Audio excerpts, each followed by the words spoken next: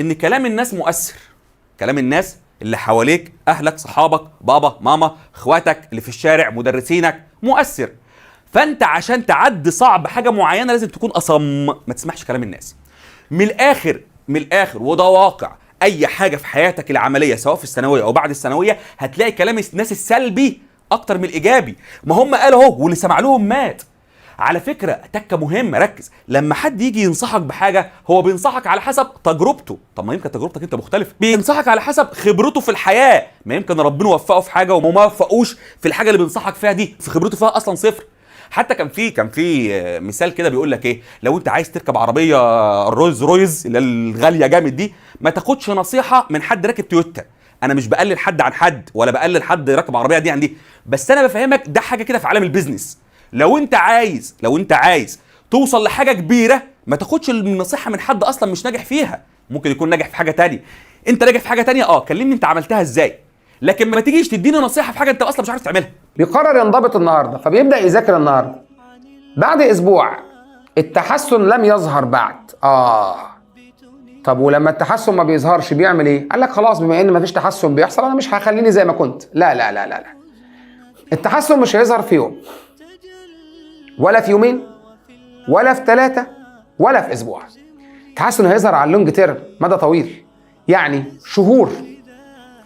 زي ما انت كنت مقصر لسنوات والتقصير ده والتراكم ده ما حصلش في يوم، فانك ترجع وتبقى كويس مش هيحصل في يوم. حبيب قلبي، الموضوع محتاج منك حاجتين.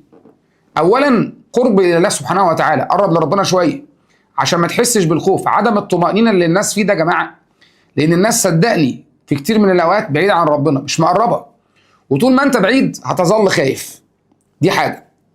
الحاجه رقم 2، طول ما انت قريب من ربنا يا راجل يا طيب، ربنا سبحانه وتعالى اساله العون هيعينك.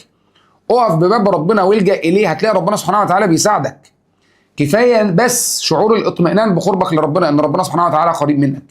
ده ربنا قال كده: واذا سالك عبادي عني فاني قريب اجيب دعوه الداعي اذا دعان. فانت عايز ايه تاني؟ فخد بالك من الحته دي، لان انا شايف كتير من الطلبه بدات كده، بص، تحس ان الخطى مش خطى واثقه. وانا ما احبش ان السلوك ده يظهر في طلابي، بالعكس احنا خطانا باذن الله تعالى خطى واثقه. بدانا شغل جديد، ابدا بكل قوه. بالعكس ده انا مع بدايه كل باب يا راجل يا طيب، فاكر انت الجمله الشهيره: ابدا بقوه بنيه جديده. يعني ايه بنيه جديده؟ ان كان في تقصير في اللي فات، دع التقصير فيما مضى. القاعده دايما بقولها كده والله، ودي قاعده الواحد ماشي بيها نهج في حياته: كن محسنا فيما بقى. احسن دايما في اللي فاضل، فلربما تجزى عن الاحسان بالاحسان.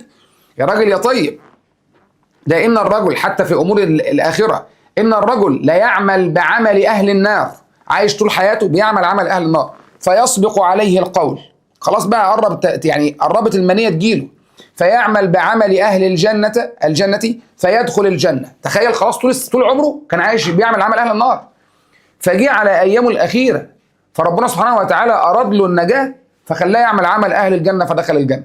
فانت وانت بتشتغل مفيش حاجه اسمها انا محبط. لا يا جماعه، مش هنفضل كل شويه نقول الكلام ده والناس تقول لي طب انا بشتغل انا بعمل ايه؟ وقلت لك اكتر من مره، حتى لو انت كان عندك تقصير في اللي فات وبدات الحمد لله ربنا اكرمك ومن عليك بالهدايه والثبات والصحبه الصالحه اللي تعينك على العمل الصالح، وجيت حسيت نفسك بتقع او حسيت ان لسه مفيش نتيجه، اوعى تتعجل الحصاد.